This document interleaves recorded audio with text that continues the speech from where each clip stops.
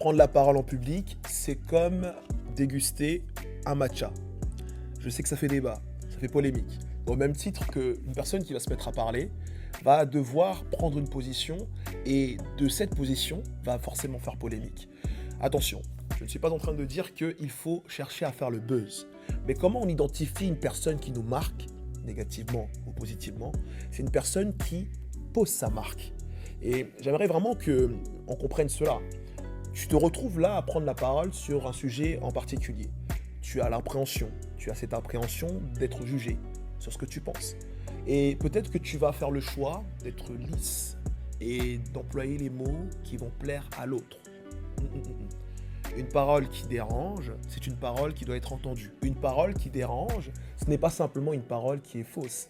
C'est juste une parole qui se remarque quelque part.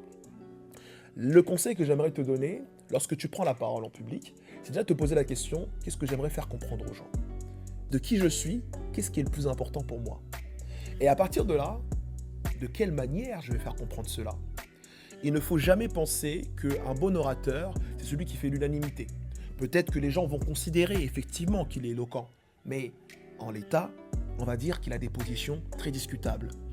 On va t'admirer pour ta qualité oratoire, mais on va peut-être te haïr pour tes pensées.